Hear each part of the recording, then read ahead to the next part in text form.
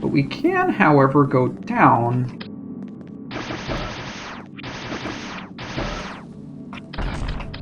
And this may or may not prolong the length of the video. If not, this is the start of a new video, which is an interesting prospect. Oh, so now you're charging.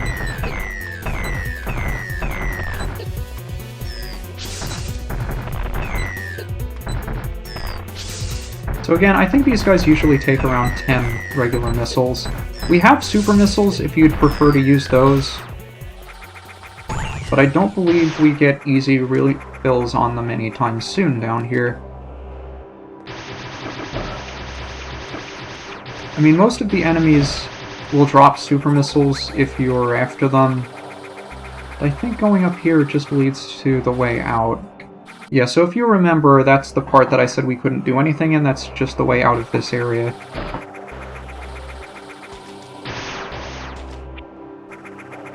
Forget which way we want to go first. I don't think it really matters.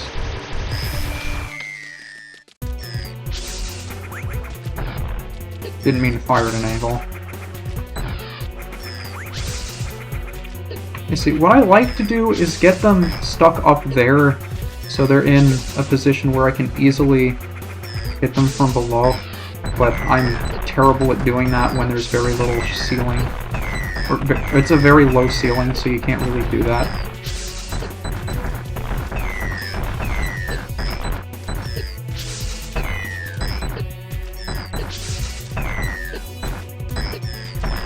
I just prefer to be bad at the game and spam missiles while I'm standing inside it.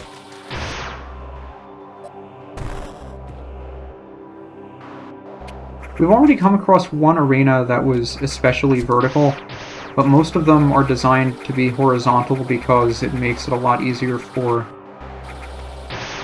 them to attack you.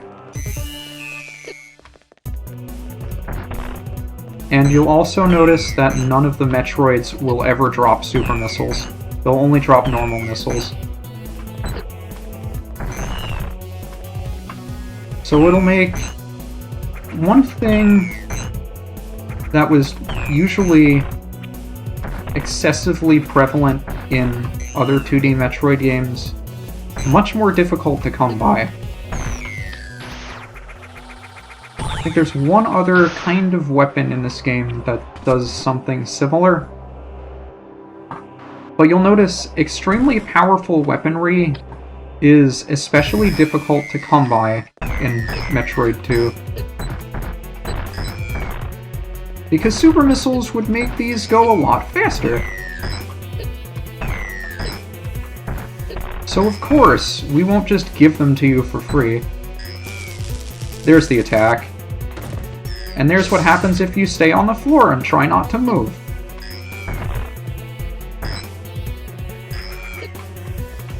Yeah, but if he charges into you, he can grab a hold of you and then just slam you into the ground. So if you're not careful, he can stun lock you.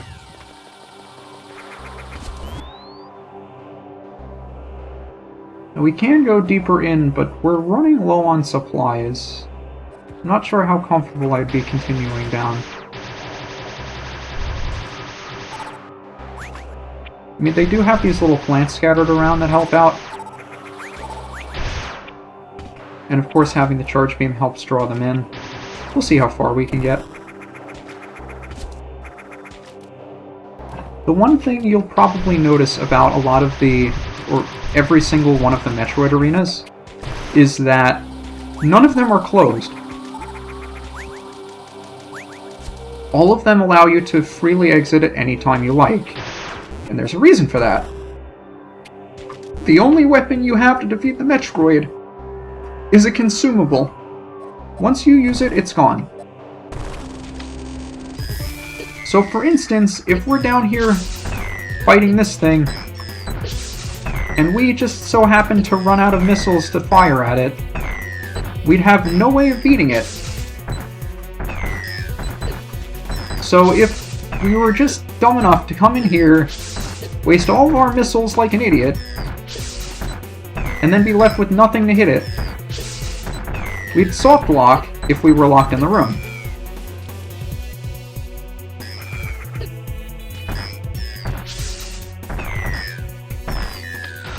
And that was our last missile. I mean, I know we have 3 super missiles, but that was our last regular missile.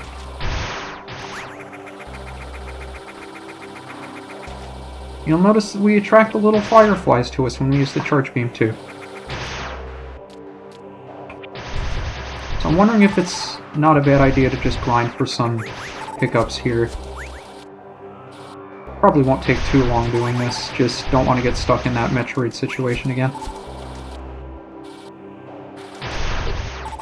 I think we have the maximum number of super missiles we can have. Pretty sure we only picked up 1 expansion.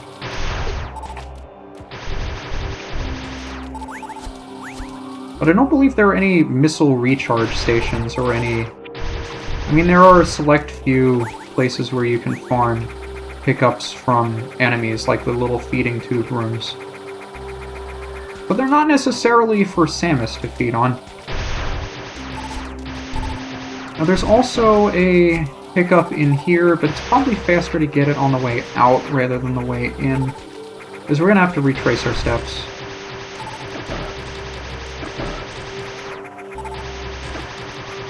So we'll have to remember to get it later.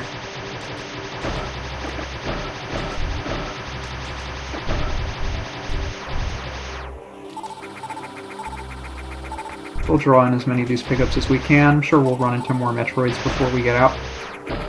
It couldn't hurt to have them. I forget how to get in there. Oh, there it is. Of course, they can't make the way down easy.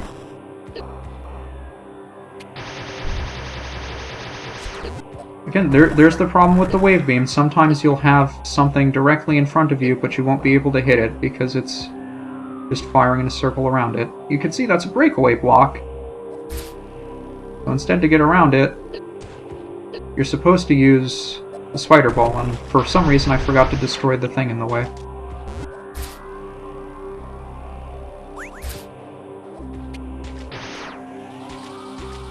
And it looks like there's one more Metroid down here we're gonna have to deal with.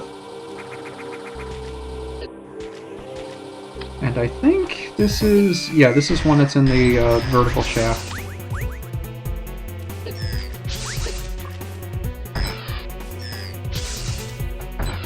Come on, guy. Usually, I don't have too much of an issue dealing with them, because the vertical shafts make fighting the Gammas a lot easier. There are maybe, like, 3 of them in the game that you can fight in a vertical shaft. And just getting underneath them and firing super missiles straight into their bellies is probably the easiest way to deal with them. But over here on the right side of the room is a vertical shaft that takes us all the way back up to the top, so we don't have to worry about going through all those annoying morph pole tunnels again. And now that we're here, on our way out, I suppose we can do that one thing about the pickup that I said was here, and I think there are super missile blocks somewhere. Where they are is a different story, but they exist somewhere in this room. Up here? There it is. So the idea is you want to come down here and break these breakable blocks. The reason why we had to break those breakable blocks is because we need to be able to get over here with a speed boost, and a speed boost does not break those breakable blocks, but once we break them, they're broken for good. So what we have to do is build up a speed boost up here, and shine spark through, I forget if I was supposed to jump down. I don't think you are. Probably overthinking this. I think you just shine spark from here. But that's how you're supposed to get that one. And it's just easier to break the super missile block up there on your way out, because you have to backtrack through there anyway. Of course, the reason why I didn't go up here in the beginning is because these are morph ball blocks, and they all break away to lead you to the bottom to trap you with the Metroid. So this game does a really good job of setting a... I guess creepy is not the right word. It's the kind of atmosphere that always keeps you on your toes, never knowing what's going to be around the corner, especially in these very dark areas. And of course, the lighting effects that you're seeing here, all of that wasn't present in the original game because it was a Game Boy title. But those senses of dread are communicated so well in AM2R.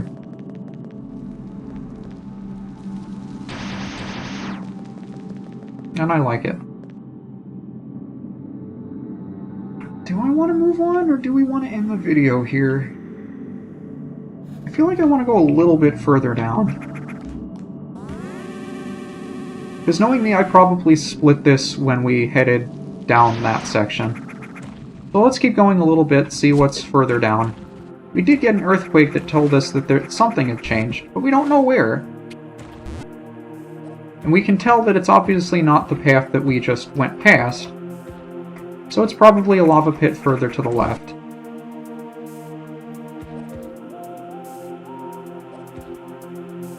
And indeed it is. And there's more lava we can't get through, so this is probably the next place we have to go.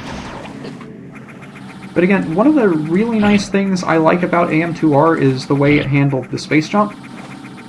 Because normally, in previous Metroid games, if you... Let me see if I can get rid of this guy so I can demonstrate. If you dropped your space jump, that was it. You could not regain your spin. Here, even if I jump straight up, I can regain the spin. You can't do the spin jump you can't do the space jump unless you're spinning.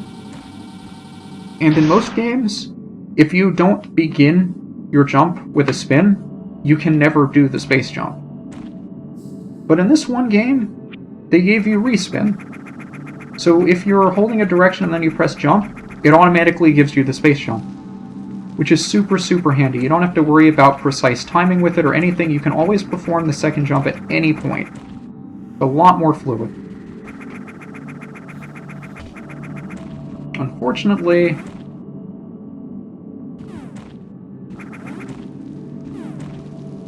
the door that we don't have to shoot. I think someone's been here before.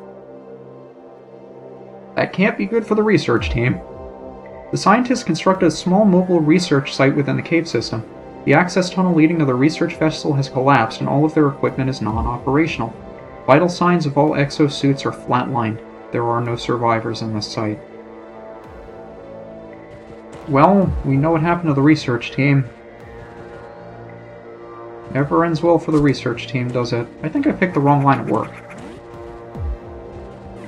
Well, at least they left a super missile tank for us.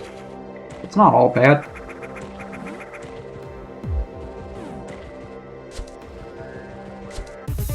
I think we found what killed the research team.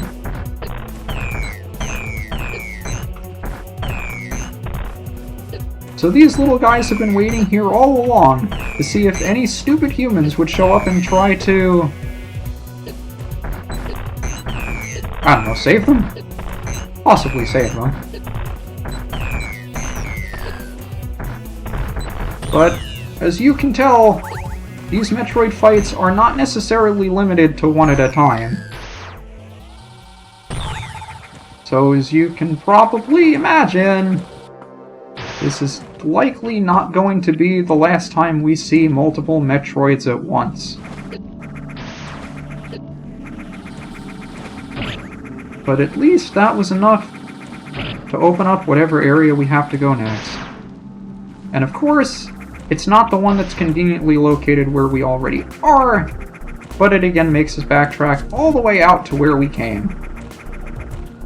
So again, that's probably the biggest weakness of AM2R, and now that we've explored a good chunk of this area, you can see just how much larger they had to make the map in order to fit all of the places on a proper map, as opposed to having all of the rooms overlap in a nonsensical fashion like they were in the original.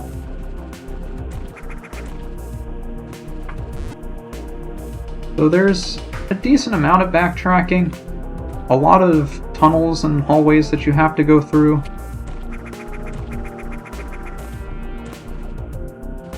But we'll be making our way further down that shaft in the middle next time. Until then, this is UniversalGiant, and I'll see you then.